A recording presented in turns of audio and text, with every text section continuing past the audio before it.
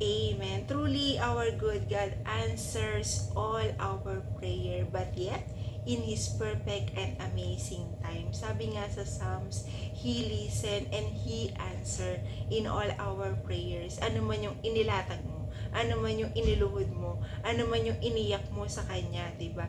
He truly listen and He answers all those prayers. You just need na magtiwala. You just need na magpatuloy.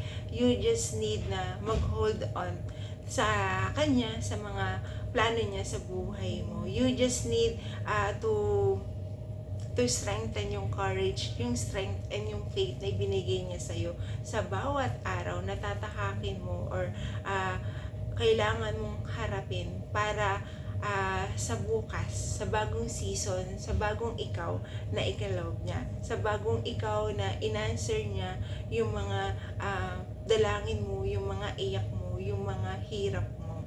God is amazing.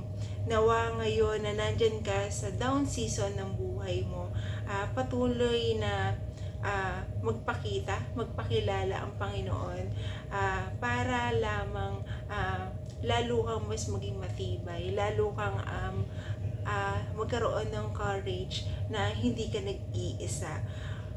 Personally or dun sa totoong buhay, you are alone.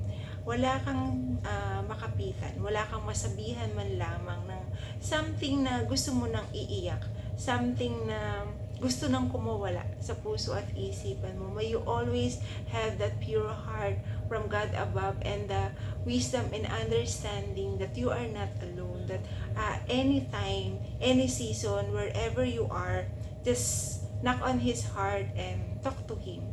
He needs you and He listens in every cry of your heart.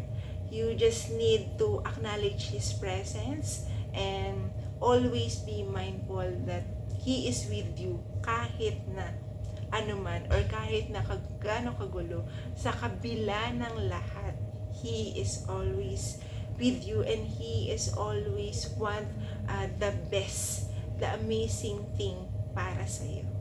God loves you.